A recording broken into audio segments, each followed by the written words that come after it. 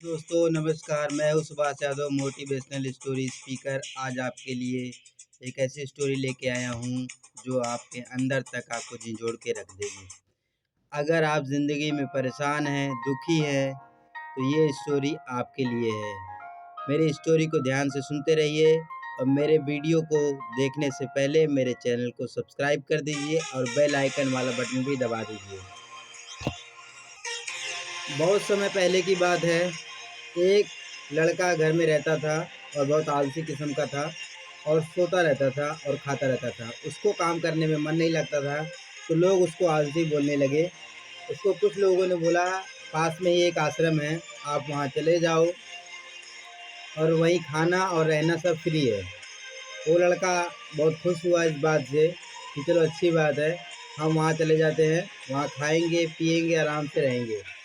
वो लड़का आश्रम में चला गया, गुरुजी से मिला। गुरुजी ने उसको बोला, आप आश्रम में रहो, यहाँ की ज्ञान की बातें सुनो और यहीं रहो, खाओ पियो और आराम से सोओ। ऐसा ही करने लगा। ऐसे कई दिन बीत गए। ऐसे ही एक दिन आया अमावस का। अमावस का दिन आया। उस दिन सभी गुरु लोगों का उपवास था। तो उस लड़के को भूख लगी और बहुत ज़्यादा भूख लगी थी। उस लड़के को बहुत ज़्यादा ही भूख लगती थी। तो गुरुजी के पास गया। तो गुरुजी ने उससे पूछा, बेटे क्या बात है? बोला, गुरुजी मुझे बहुत तेज़ भूख लगी है और मुझे खाने के लिए कुछ चाहिए। तो गुरुजी बोला, आज सबका उपवास है, उसके साथ-साथ तुम्हारा भी उपवास है। तो वो लड़का बोला, फिर मुझे तो बहुत तेज़ भूख लगती है, मुझसे भूख बर्दाश्त नहीं होती है, तो मैं अपने लिए कुछ भोजन बना लेता हूँ। तो बाबा जी ने बोला कि आप यहाँ से अनाज ले लो और बाहर ले जाके बना लो और पहले भगवान को भोग लगा देना। तो वो लड़का बोला ठीक है। उसने भोजन बनाया, वो अनाज ले गया और उसने भोजन बनाया और भगवान को बुलाया। भगवान श्री राम आए और उनके साथ सीता जी को भी लेके आए। उस लड़के ने सिर्फ 2 ही आदमी का भोजन बनाया था। तो और माता सीता जी भी आई, तो भोजन तो ख़त्म हो गया, तो फिर से भूखा रह गया। फिर ऐसे करते फिर एक बार अमावस्या आई।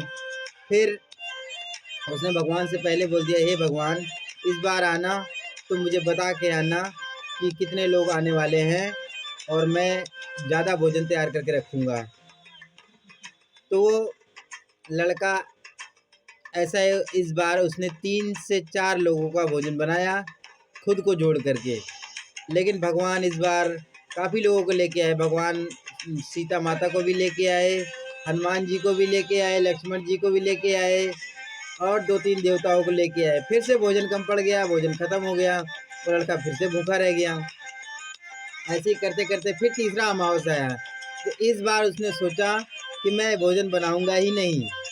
तो ऐसा करते हुए उसने आपसे विचार विमर्श किया कि मैं यहाँ सामान ला के रख देता हूँ, भगवान से बोलता हूँ कि भगवान आओ और बना लो, मेरे बस की बात नहीं है, मैं बना नहीं पाऊँगा।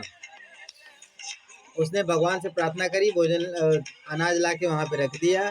तो भगवान से प्रार्थना जब करता है तो कहता है, हे भगवान आप आइए और विराजिए। तो भगवान आते हैं और देखते हैं कि यहाँ भोजन तैयार ही नहीं है। तो वो कहता है कि भगवान मेरे बस की बात नहीं है, इतने लोगों का भोजन बना के खिलाना, आप अपना भोजन ग्रहण करिए और बना भी लीजिए। भगवान ने सारा भोजन बनाया और खा के फिर से चले गए। ऐसे करते-करते वो काफ़ी अनाज आश्रम से लेके जाने लगा।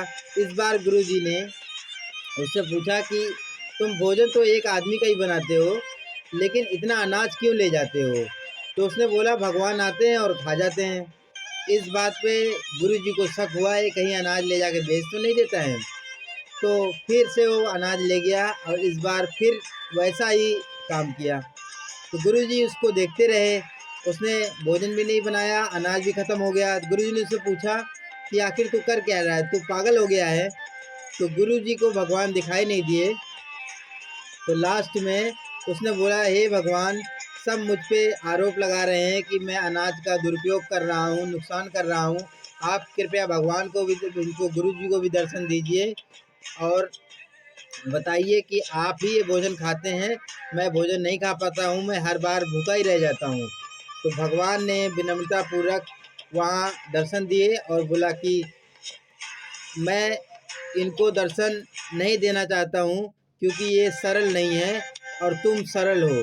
जो सरल व्यक्ति होता है, मन में जिसके कोई त्रुटि नहीं होती है, मैं उसी को दर्शन देता हूँ।